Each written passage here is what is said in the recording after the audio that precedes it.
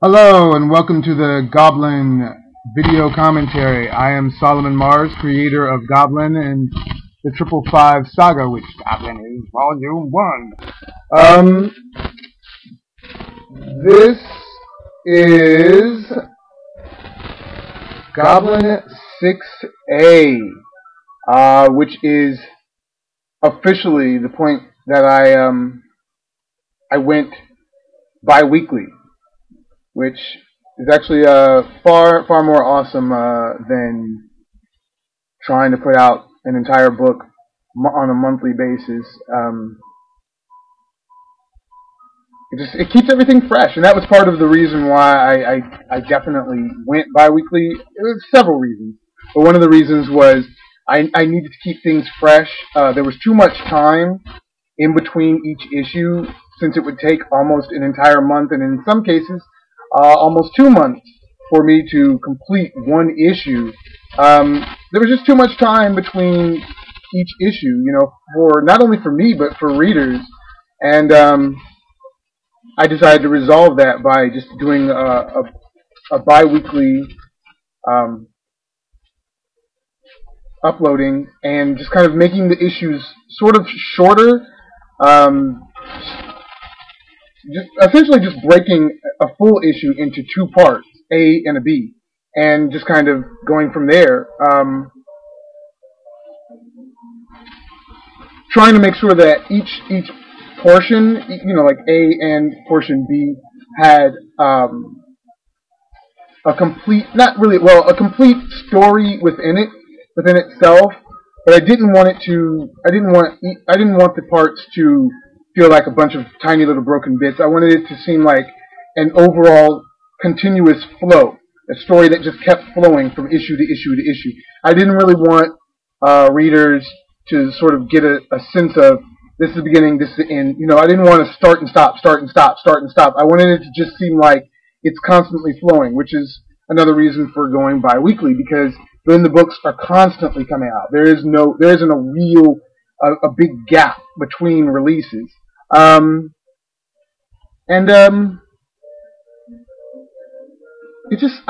allows me to work more, free up a little bit more time to work on other projects, instead of having all my time consumed to trying to finish one long issue of Goblin. I was able to work a little bit here, then go work on another project, come back, work on it a little bit more, go off, work on another project, come back, and it helped to develop my own skills, and really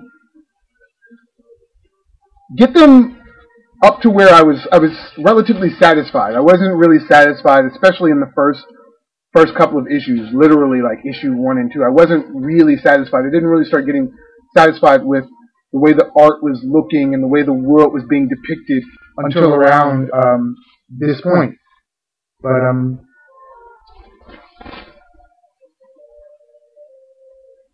we start off with a dream sequence. This is Amy dreaming. This is actually a callback to one of the previous versions of Goblin, where I actually combined the characters of Jeff and Amy into one, and it was when the series stopped being called Goblin and was called just 555. It was only called 555, whereas now the overall saga is called 555, and each part is separated into smaller sort of volumes within the overall 555 story.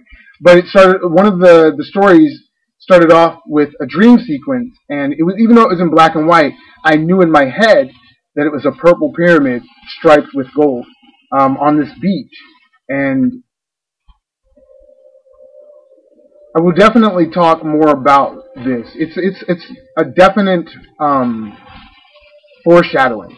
A lot of things, dream sequences in the story, are actually foreshadowing to future events, and this is definitely a foreshadow. This is one of those things that I myself woke up from. This is a literal translation of something I saw in a dream. I sketched it really quick when I woke up, and then I wrote a little paragraph of description of what it was and the colors that I saw and all this stuff. But this is exactly what I saw: a purple pyramid near the shore of a beach, and I saw this rock, and I could tell that the rock was slightly closer than the pyramid, but that rock itself was gigantic, and it was against the night sky and beautiful blue water. Yeah, there's more to it than just this. But Amy gets awakened. There's a little color distortion in this issue because at the time I was going between two computers, and I was actually being forced to use the second computer, and the version of Photoshop that it had was an older version, and the way that it registers colors is different. So when I went back through to do the lettering, the first layer of lettering, it changed the color on some of the pages, and I was initially really upset. I've kind of gotten over it since, yeah. I guess I'll talk about Jeff's hair. This story actually takes place sometime after. It's probably only a few weeks. I don't believe it's even been a month. I know I don't talk about it, but it hasn't even been a month, really. Almost, but not quite, in the story.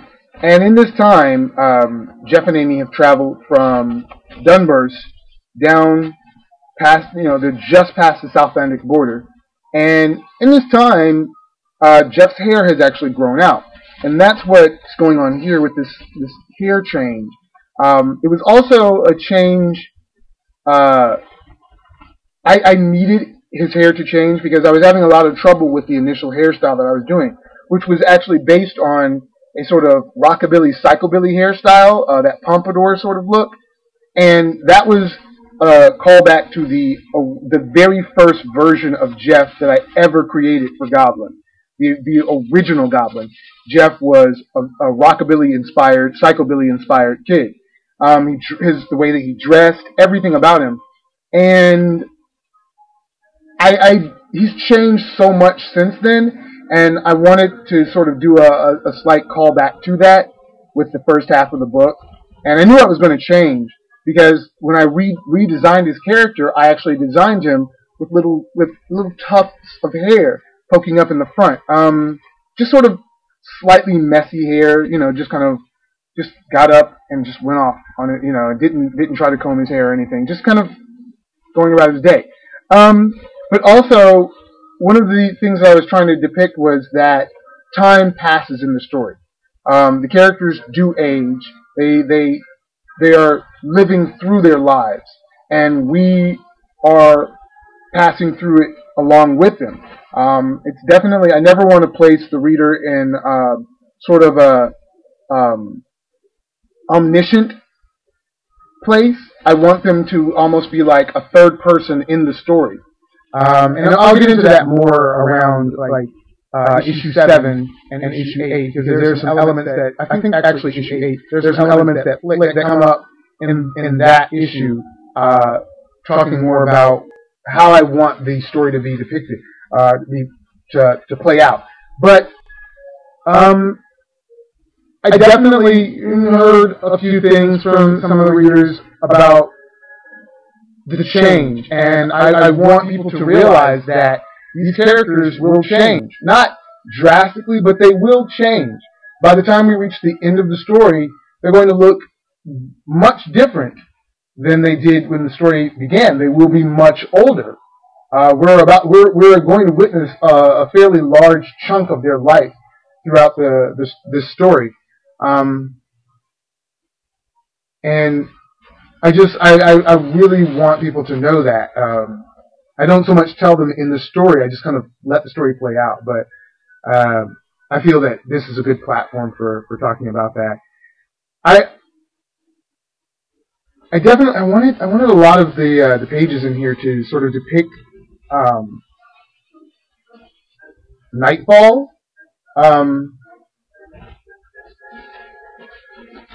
sort of, I wanted them to look like it was night. It was all taking place at night. I'm sorry, I'm actually adjusting the sort of the edges of this. I realized it wasn't catching all the edges of the picture.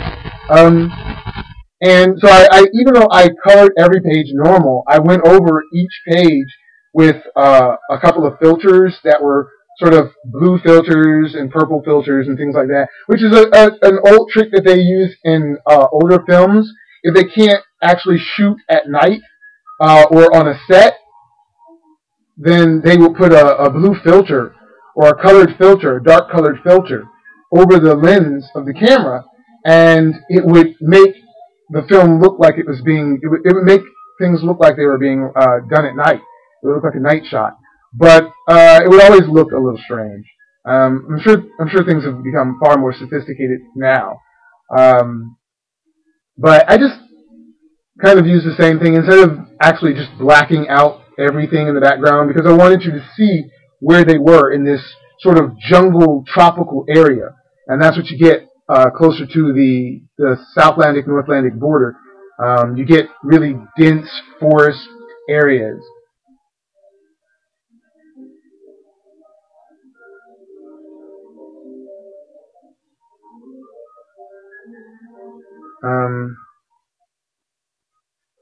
They're just kind of hiding. I wanted it to look more like they were hiding, ducking off in the brush on this picture, but I focused way too much on the bush behind them, the tree and everything.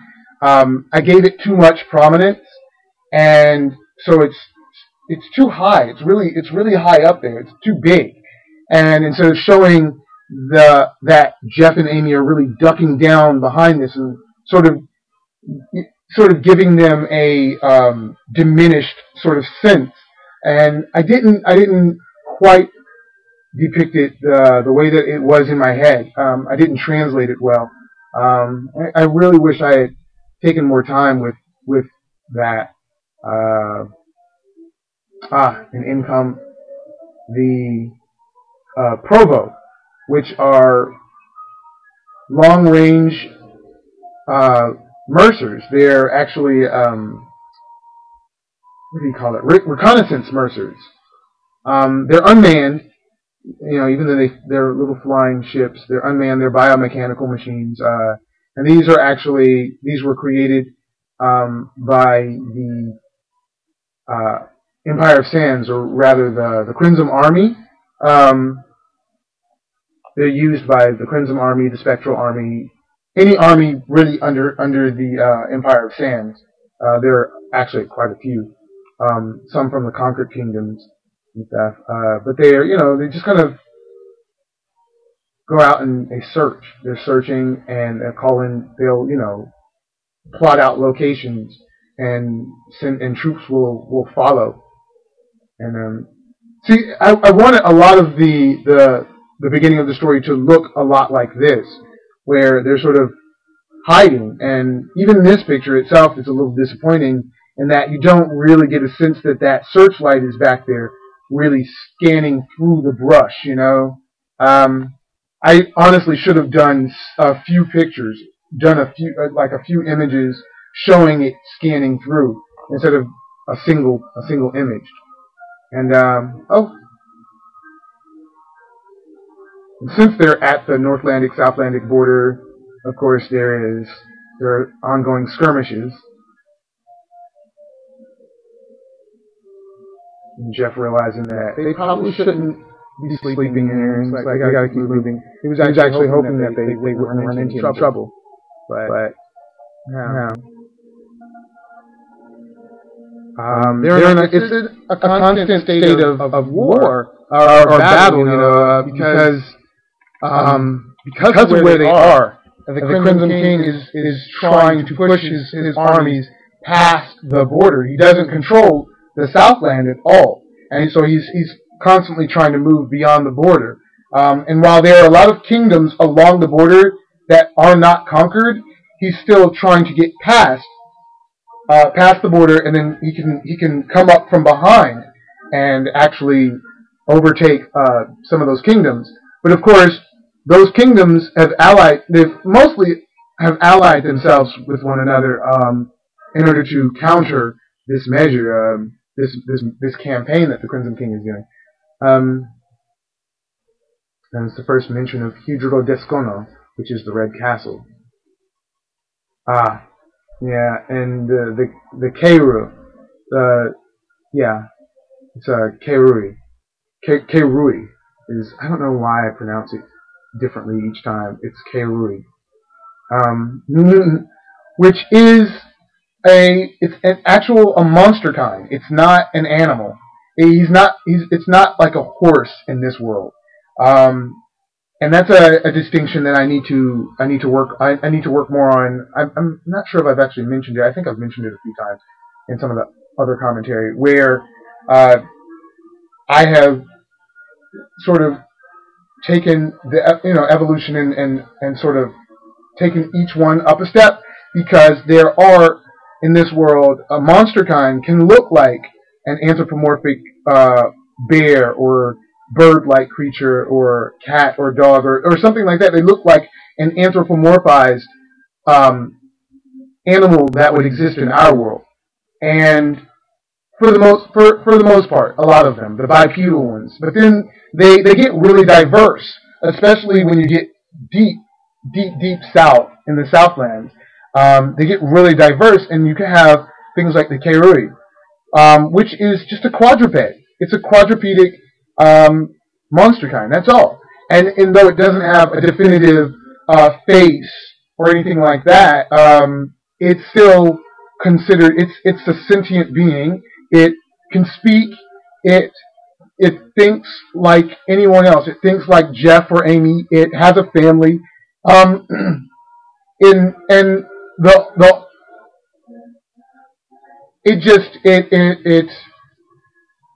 goes about, it propels itself differently, but a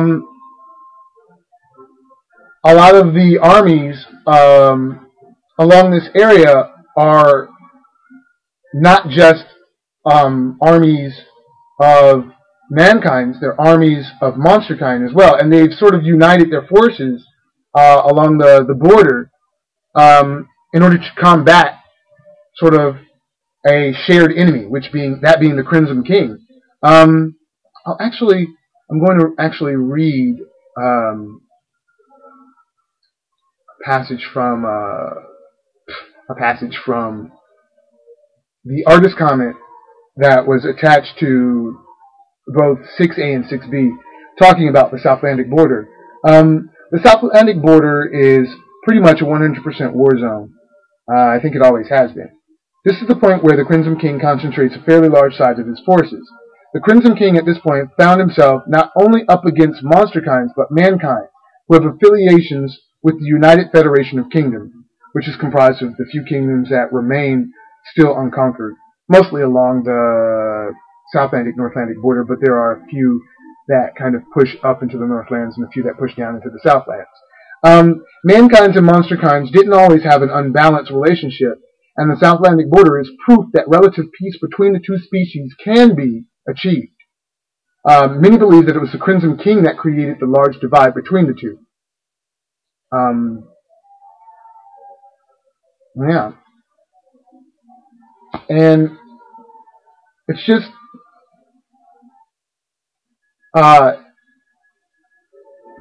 sort of a shared relationship that they have.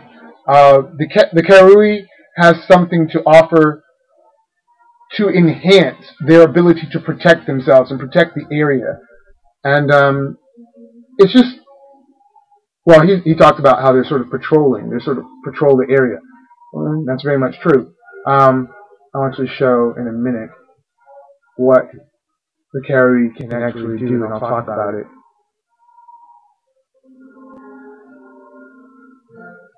And he talks about how up north they're prejudiced towards monsterkind.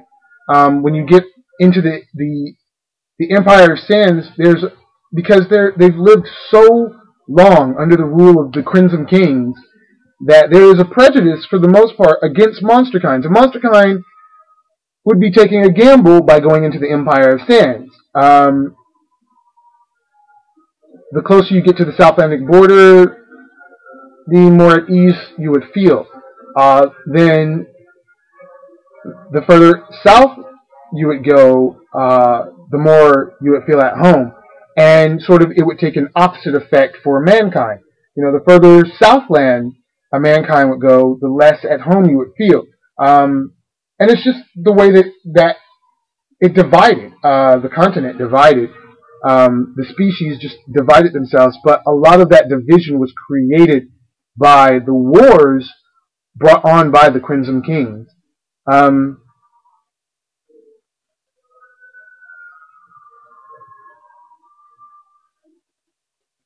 that's unfortunate. And the Provo are armed. They're about as big as a large motorcycle, probably about as heavy too.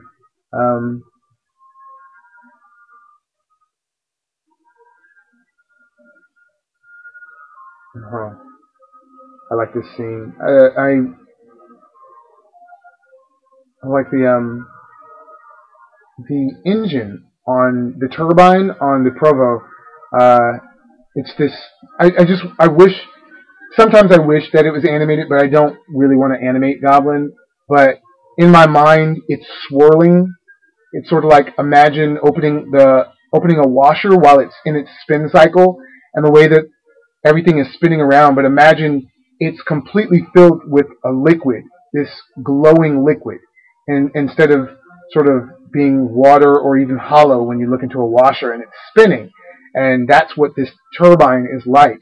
And it's sort of like the end of a firefly or a lightning bug, whichever you may know it by. And it's sort of like the incandescent, bioluminescent end of one of those insects. And I'm very much inspired by organic things, and the insect kingdom and the arachnid kingdom. They definitely play a big part of my inspiration in as far as designs. And okay. So the thing about the Karui is this is one of two designs. There is a second design for a Karui,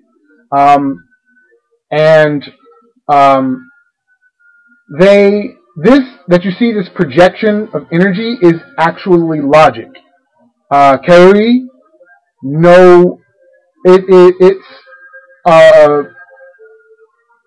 tribe of monster kind that actually know sort of low-level logic.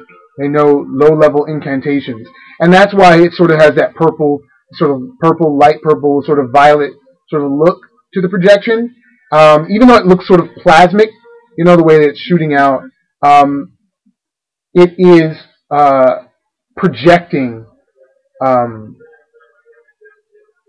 incantation. That's projecting logic and sort of cutting the Provo in half. Oops.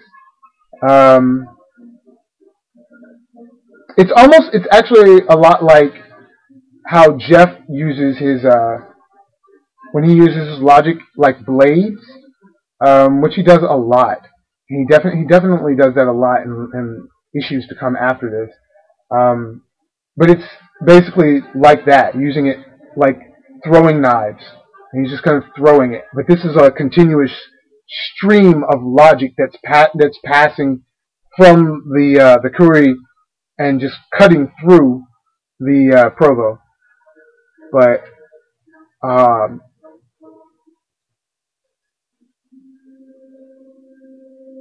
I enjoyed this picture. In my mind, it's animated. That scene of people running across their silhouettes, moving across the landscape and the starry sky lit by the moon. And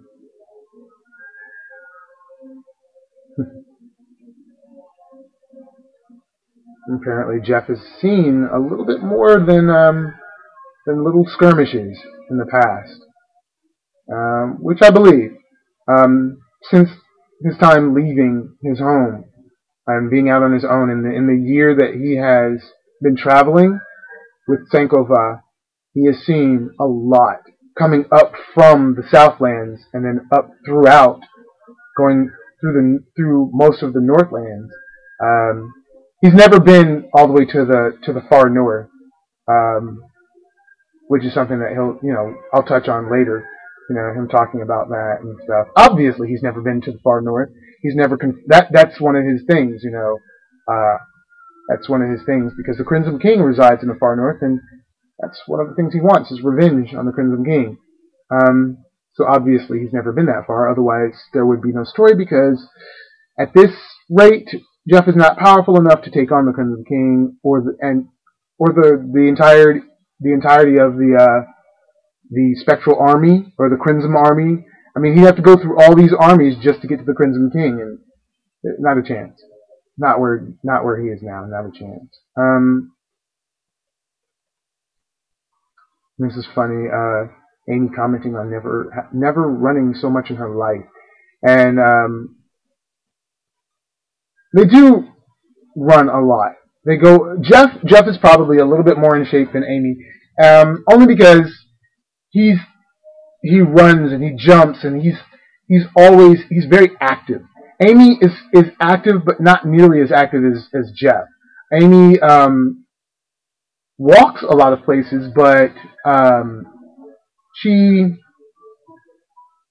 hasn't really been traveling as long as Jeff, and she doesn't do the kinds of things that Jeff does.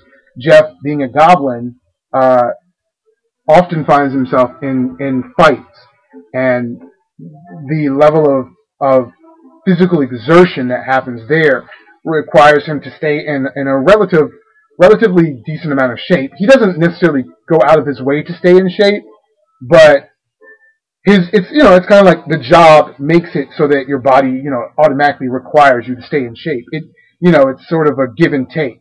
The job sort of keeps you in shape, and that's the case with this. Not saying that Amy isn't in shape, but she's just she's a little winded, and not being able to pronounce Hydrodiscono, which is the Red Castle. I like this scene of just being casual. I like casual scenes. I like a lot of the folds and the curves. The thing I don't like about this scene is Jeff's right arm, the one that's propped on his knee. It initially was longer than this. I'm not sure why. I'm prone to exaggeration, and I went overboard with the original version of it. So when I was in Photoshop, I had to go in and chop his arm off and then put it back and then kind of paste it back on and do touch-ups throughout there. Yeah, I think it's kind of, you can't really tell that I did touch-ups, but it's still a little long, but I don't know. I was satisfied with where it looked, how it looked. And I like casual scenes, and I really believe that not everything has to be constant action. Action, I find, is harder to depict than casual scenarios, because I'm used to casual scenarios. I'm used to sitting around talking with my friends or just walking places, running places occasionally, but mostly just conversations and dialogue and just moving about and just seeing people standing around and talking or things like that. I'm used to that kind of thing. Action is something where you have to really reach down into your creative self to bring up and to really tap into that choreographer self, because you have to sort of choreograph action sequences, and I have a really hard time doing that because with a character like Jeff, he's prone to spontaneity. Well, yeah, no, that's true. I was gonna sort of take that statement back halfway through, but no, Jeff is prone to sort of spontaneous fights. Just action, spontaneous action, and he's really random that way, and so I will end up in a situation where it's like the only way Jeff can get out of this is being Jeff and fighting his way out. And with that, I have to constantly think of new ways for Jeff to fight, to show him doing stuff, so that things don't get boring from issue to issue. Which is why I change things up from issue 1 and 2. When you hit 3, there isn't the same level of over-the-top action. 3 and 4 and 5. It's a different sort of action, and it's because I realize, you have to change things up. You don't want things to get monotonous. And for creators, when you're working on, if you're working on a title yourself and wanting to create, even if you're planning, it's definitely something to keep in mind. Constantly sort of, reinvent. You have to reinvent and in order to not only maintain interest for readers, but maintain interest for yourself. And that's one of the things I had to do. I had to maintain the interest for myself. It's easy to just fall back on the same imagery over and over and over. And I do repeat some imagery, but that's because I want the characters to have, they definitely have their own little quirks and their own nuances. And so they may do some of the same gestures and make some of the same faces. And that's a characteristic I want to be repetitive, but I don't necessarily want the action to be repetitive. And in the sense of they do the exact same moves over and over. Jeff is limited in what incantations he knows, and Sankofa can only help so far. And at this point, Sankofa can't help at all. And so Jeff is on his own. And so being limited in what incantations he knows, you're going to get a lot of repetition in his movements and things like that. As far as the actual logic, invoking,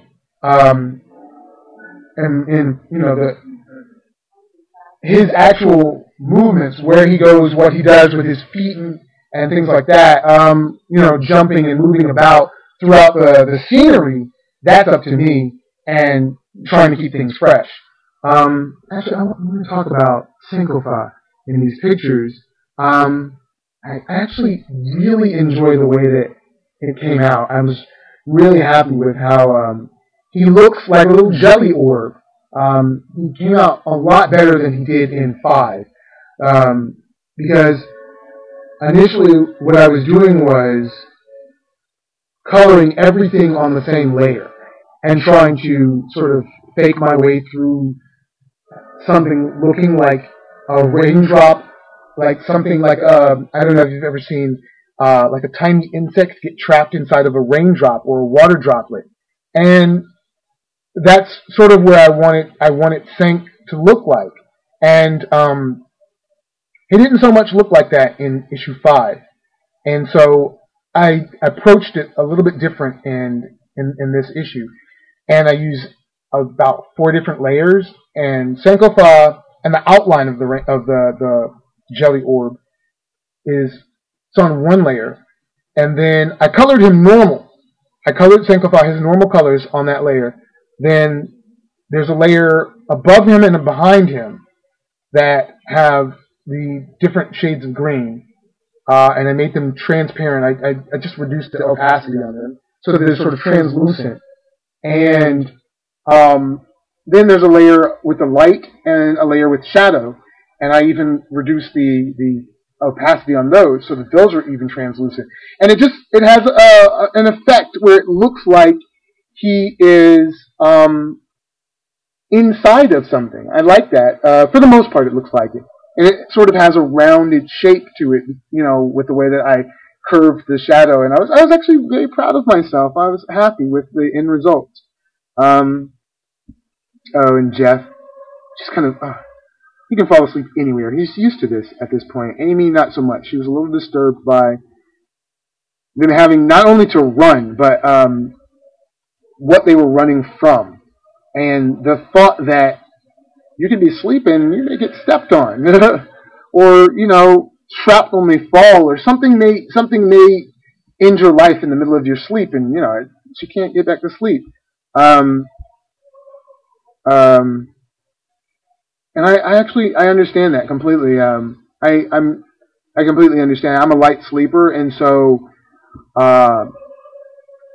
almost any sound can wake me up in the middle of the night, and I don't sleep well. Like, once I've been awakened, it usually takes a long time for me to get back to sleep. And I've learned to I actually cover my window with a solid black sheet so that no light gets in. That way, if I do wake up, I don't wake up and I don't awaken to be faced with light coming in through the window. Instead, it's just I wake up to pitch black, and so I'm able to make that transition back to sleep a little bit easier. Yeah, it's not easy being a light sleeper. I can't even have a fan in my room, like in the summer. I can't have a fan in my room blowing, or a heater in my room blowing, because the sound would, well, it wouldn't keep me awake, but I wouldn't have a good night's sleep. I'd wake up tired. Anyways, enough about my sleep pattern. That's a little transition. And I decided not to use the moon brush that I used in issue 2. I just drew the moon in by hand, which I'm pretty sure I won't do anymore. I'm not going to draw the moon in by hand anymore. I'll just actually produce it in Photoshop without using a brush. I'll just, use a shape tool and just kind of go in and play around with it that way. But I like scenes like that where it just kind of a cutaway to a landscape shot, or a sort of a panoramic. This is sort of a translation of a personal issue.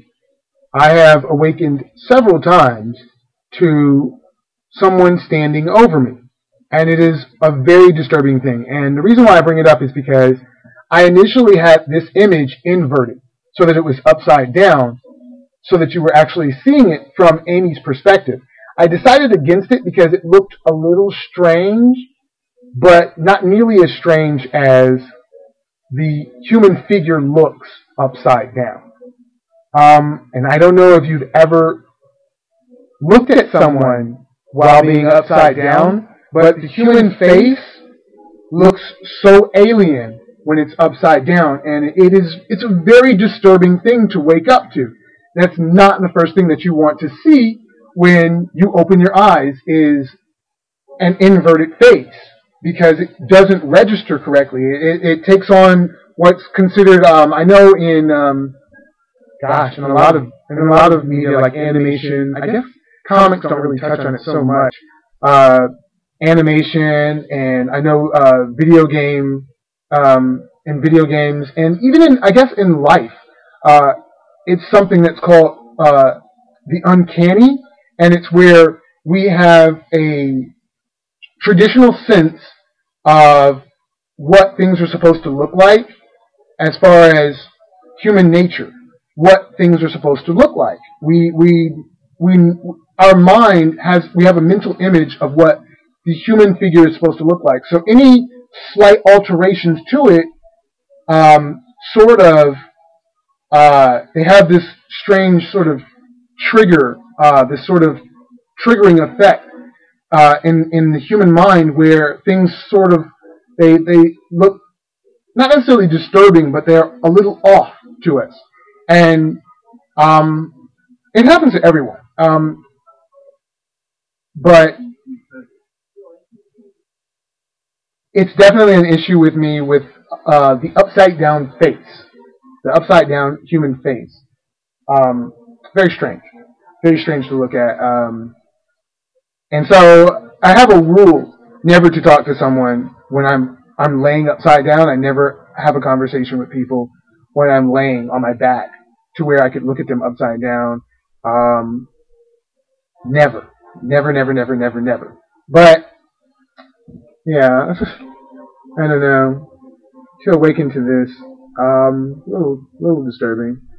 And kid runs off into the forest.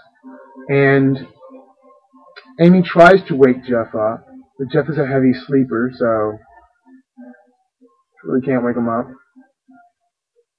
She leaves Moo behind to wake him up as best Moo can. And she walks off, which is uncharacteristic for Amy. I'll hopefully get more into why she did this in later issues. I don't really want to talk about it now, as it could be a spoiler if you haven't read that far ahead into like book 7 and book 6, 6B, and then book 7A and book 7B. If you haven't read that far, then it could be a bit of a spoiler as to talking about why she would even walk off like this. Because it is not, it's uncharacteristic for her. She's not the kind of person that would walk off in the middle of an area like this, not knowing an area. I like that sequence of the shadow just kind of disappearing. And of course, Moo Moo doing his best he can to wake Jeff up by drooling on him. It's really gross. And anyone that's ever held a baby up and the baby smiles at you and then drools down on you, and you've had that wet, sometimes cold drool slap you in the face, knows what it feels like.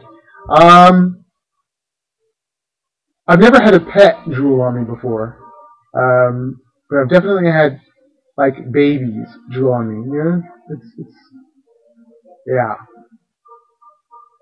and that's not the reaction I had, but that's definitely the kind of reaction that Jeff would have. Yeah. I will talk about this scene. Originally, this was like the second to last page in the issue, and this was the only indication that there had been a transition from night to day. And if you look in the right-hand corner, you'll see there's a little blue sky and a little white cloud, well, 2 little white clouds, and that's the only indication that you have that there's been a transition from night to day. And I wasn't sure about it, and I often let my friends from school go through the books and kind of make sure that there are no grammatical errors and things are working, and just kind of tell me what they think about the progression of the story, how things work from panel to panel, page to page. And I had to thank my friend LD, because he definitely reinforced the idea that this wasn't working as far as indicating that it was now the next morning. And so he offered up a suggestion, and his suggestion is a little bit more dynamic than I'm used to drawing. He definitely has a better understanding of dynamic angles. He has a better understanding than I do of that kind of thing.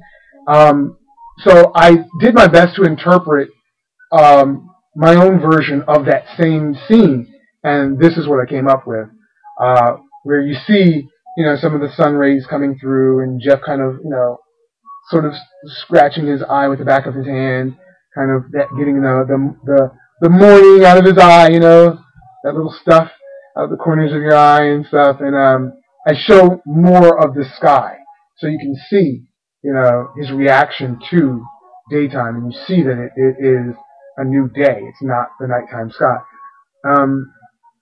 Yeah, so thank you, LD. Definitely helped in telling this story a little bit better. Just a little bit better. Made it just that much better. And so this is the last page, where we see Jeff standing over the place where Amy was, and is no longer, but there are dirty footprints surrounding the area that she was, and then running off into the distance. Yeah, I like this. I also like this picture because of the way that Mumu looks. He's looking up at Jeff, and I love that because, yeah, he's just towering over Mumu, you know, and you just kind of get this sense that, you know, Mumu is just kind of pleased with everything, and just like he's comfortable with Jeff, and I like that. So that is 6B. I know it's a short issue, and it was the first